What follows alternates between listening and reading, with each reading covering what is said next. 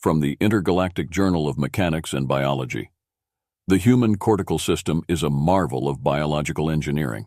It has multiple backup systems with feed-forward and feedback processes. Damage the brain, and instead of death, you may simply damage only one area of functioning. In some cases, damage does not remain, as other parts of the brain are repurposed to fill the role of the damaged cortical tissue. Humans had been under the impression for the longest time that their ability to regenerate neurons in the CNS was lacking. However, in comparison to other species with similar cortical structures, this ability is astonishing. Humans are the only species known to be able to survive damage to the cortical tissue. However, there is one great issue with the human brain, and that is its extreme use of energy, requiring at least 20% of the body's energy overall to keep functioning. Additionally, the human brain requires sufficient nutrition and hydration. Any number of these issues can impair the functioning of such a complex organ. To add to this, additional memory processing can only happen when paired with sleep. Sleep is a construct not totally understood by the rest of the galaxy. While certain species are known to generate phases of reduced consciousness similar to human meditation, they do not demonstrate the complete shutdown of conscious function that humans do. For the complete functioning of this apex predator, the brain requires at least 8 hours of unconsciousness. In comparison to similar cortical structures, the process of sleep in humans is comparable to only one thing: death in other species.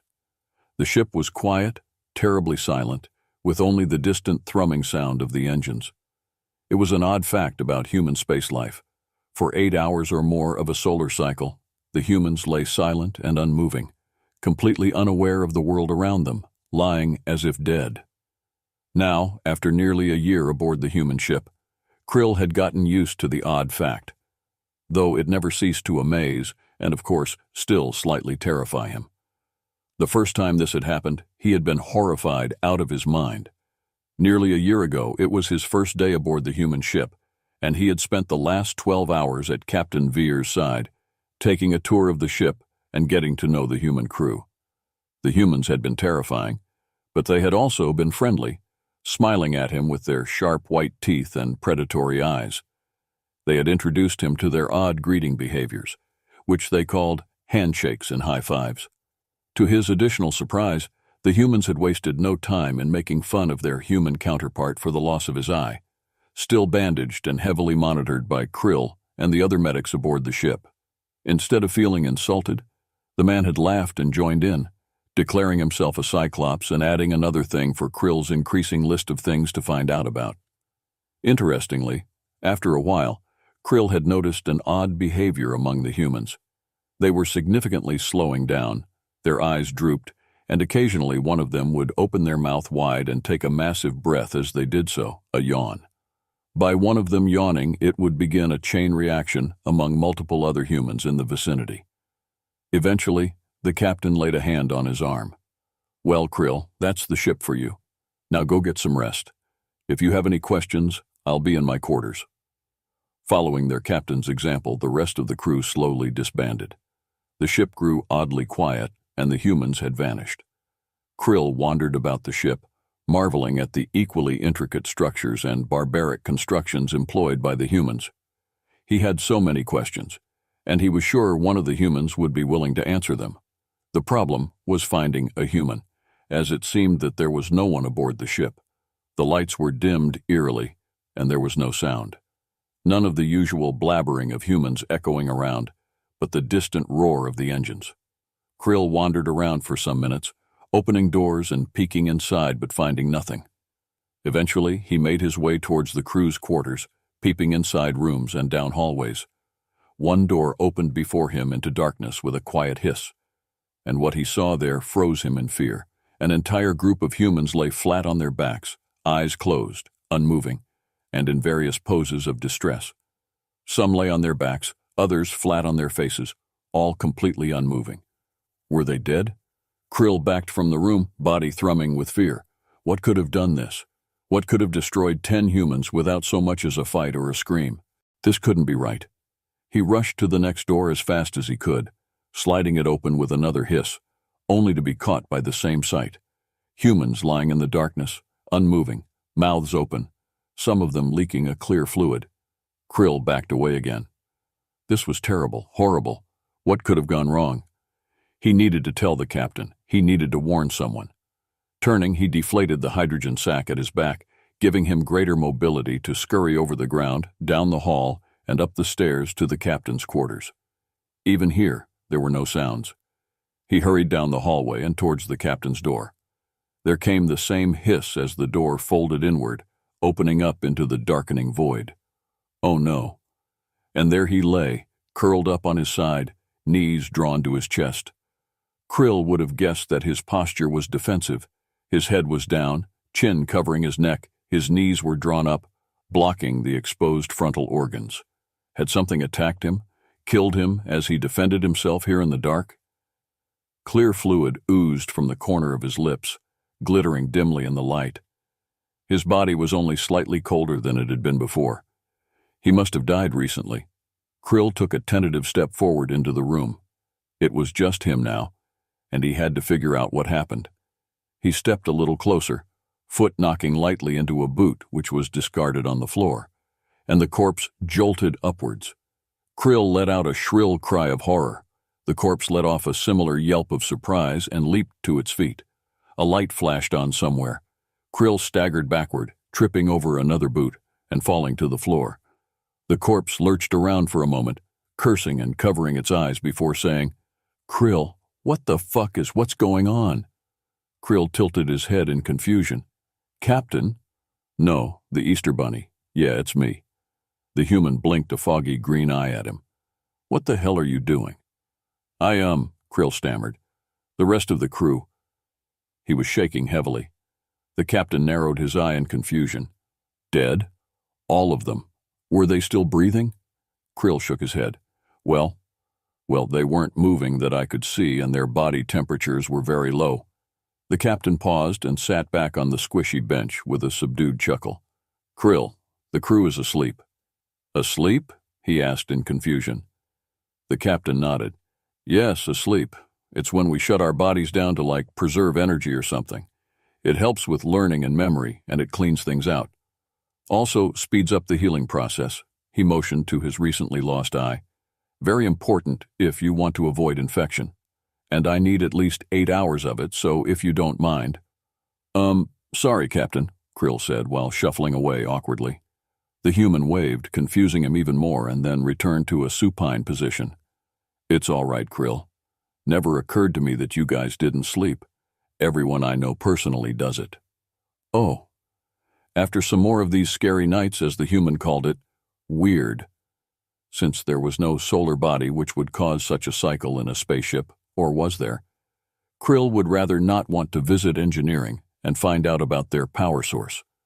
With permission from the captain, Krill had been allowed to run some tests in order to observe this sleep.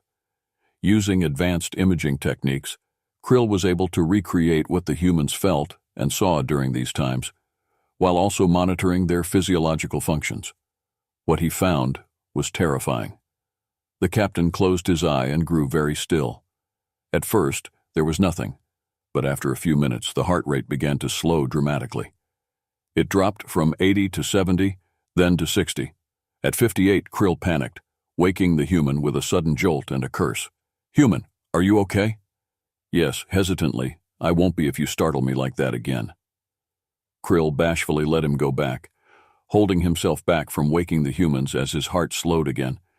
His breathing grew shallow, the body temperature dropped, and brainwaves grew long and slow as the human fell even further. He panicked again once the human's motor cortex locked up. When the human awoke this time, he was more disoriented than he had been before, groggy and bleary, demanding to know what was going on this time. "You were dying," Krill screeched, not understanding what the human didn't understand about that. The human raised an eyebrow. No," Krill nodded. He had only ever seen symptoms like that at the hospital right before death. First, the body shuts down consciousness. Energy seeps out as heat. Internal mechanisms begin to slow. The brain's functions grow confused and erratic. Spaces that were once alive slow down while others jolt to life in an attempt to keep the body working. Eventually, the motor strip is shut off to conserve energy. Those who have managed to come back from the brink report seeing terrible visions of reality and memory stitched together in terrible configurations. Krill's study on human sleep should prove to be revolutionary. The humans need death to survive.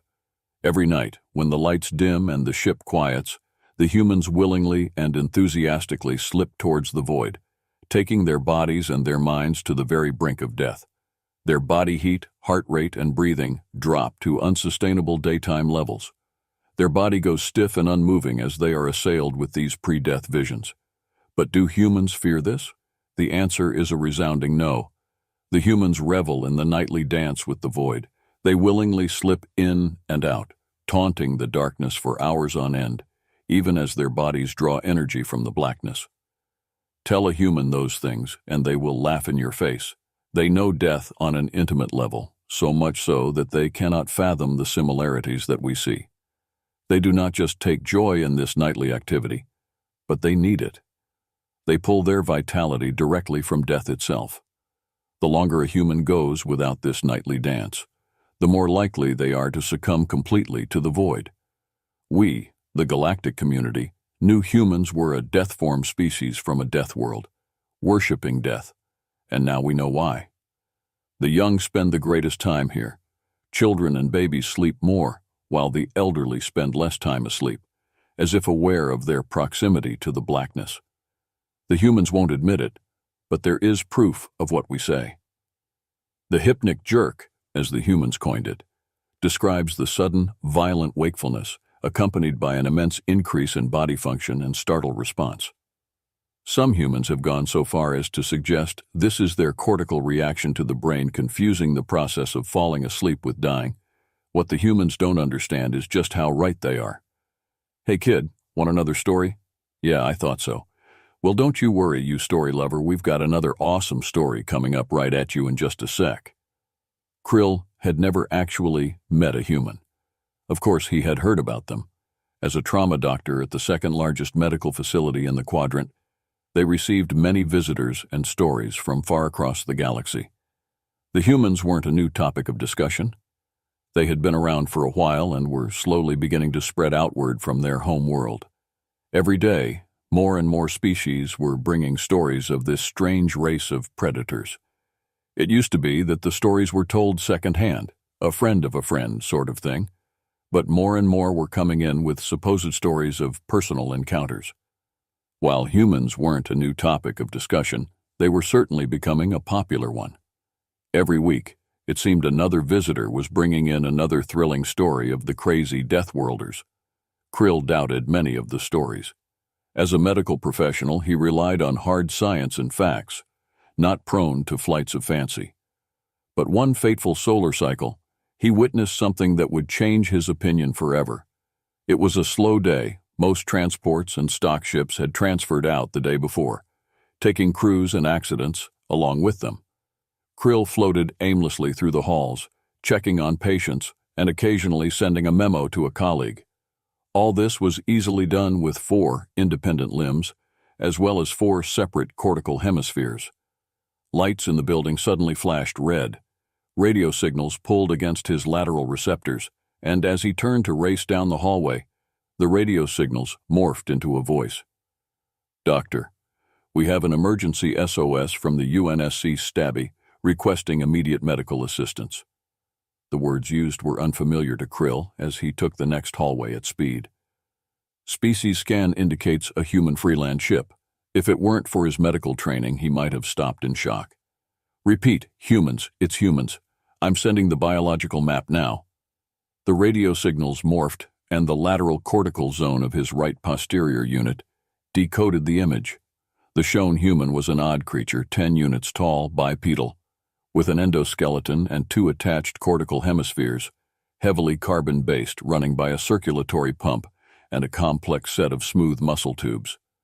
With advanced medical training and 4 cortical hemispheres, he knew enough at the moment to perform most emergency medical operations necessary.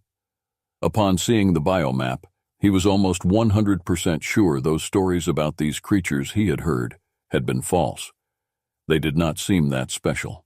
Floating to a stop in the main medical unit, he waited with two supporting staff as they listened to the roar of the ship's engines approaching from the sky. "Sanctum's rings! Those engines are loud!" The doors ahead burst open, and three of the creatures rushed in, pushing a fourth in a weird contraption Krill could best describe as a crude metal chair with wheels. Long waves of electromagnetic radiation indicated a burning red color painting the front of the fourth creature. As a second thought, he quickly flipped on his universal translator. "It's gonna be all right, Captain. You're gonna be fine. Just don't move your head," the human said. Krill quickly noted the universal medical patch on the human's right upper limb. It must be an emergency if they were forced to bring them planetside. But blocked as he was, he could hardly see the fourth figure, painted in slow waves, neck immobilized by a stiff foam collar. A figure beside was helping to hold the creature in an upright sitting position. Stopping in the center of the room, the two humans up front moved to make way. He had never seen a sight so gruesome, or if he had, it had only been during a post-mortem examination. He hoped the humans were not capable of picking up the high-amplitude shrill he let off upon sight. The human male sat very still in the chair, head tilted slightly back. The origin of the red color was a liquid substance, which he now identified as human blood. It dripped from the creature's right ocular socket, around the edges of a sharp metal rod protruding from its center. Around him, the other humans were frantic, letting out terrified little wails as they looked on. A couple of quick calculations. The damage was too severe. The rod would have pierced cortical tissue. The human should be dead, either from the wound or the following shock. He had to be. If medical school had taught him anything, it was that brain injury was impossible to survive. Quickly, Krill threw off his horror and moved forward, expecting to find the human's circulatory pump non-functional. But a quick scan showed the organ was still pumping, and doing so at a slow rate of 66 beats. How could this be? "Doc," the human enunciated. Krill nearly leaped from his skin as the human spoke, tight-lipped and very still, its other eye opening to roll towards him, blurry and out of focus. Another squeak of horror. "Could you help me out here? I think I got something stuck in my frontal lobe." Krill suddenly didn't know what to do with his hands. What madness was this? Not only was the human not dead, but he was speaking. "It's impossible." "Captain, just please don't talk," the other human begged.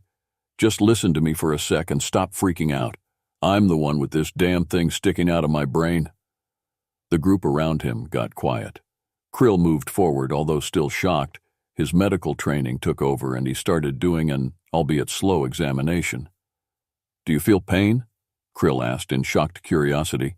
The human's one good eye squinted thoughtfully. No." "How?" The doctor looked at him, bewildered. "The human brain can shut off pain when needed. He will feel it more when the shock wears off," came the answer from the medical human. "You can shut off pain?" the eyeless human muttered quietly. How did I get an accidental lobotomy? What's a lobotomy?" We'll talk about this later. Do you mind taking this thing out of my head first?" Turns out Krill would have rather not known what a lobotomy was. Humans are very... But still, he was fascinated. Never had he met a species that was capable of surviving brain injury of any kind, and certainly not to this magnitude. Any other species, other than a human, would have perished in an instant. The shock of such trauma alone would have been enough to kill. But instead, the human's brain had shut down the pain and calmed the human, even despite the damage. After treating the wound, Krill performed a complex surgery to remove the object. The amount of brain damage would have been extensive in any other species, but their ship's medic seemed relieved upon seeing the images. The eye socket had been broken, and the eye itself had been mutilated beyond repair. But that didn't seem to bother the human, as Krill found out after more observations. The human was already functioning with a robotic leg, and had scars seemingly following his nerve system and subdermal skeleton on the outside of his skin. As to where these scars came from, neither of the humans could give him an answer, and the captain certainly would not give him one. Looking away, seemingly troubled and babbling quietly about military secrets and things he'd rather not dig up yet. Who would have thought these stories were true? Who would have thought I'd be shipping off with a group of humans the next week? Certainly not him. Not yet, though the human's physical properties started to spark a great interest he would look more into. Who would have thought the ability of a human to survive traumatic brain injury? Who would have thought humans can just decide not to feel pain? What more can these durable bipeds endure if missing a limb is just a casual thing for them? After all, even their ship, the UNSC Stabby, was named after stabbing. The act of putting a sharp object where it doesn't belong, in a body, Krill figured. He wanted to later ask one of the humans about it. He really couldn't imagine what other murderous things such a race could endure, or do.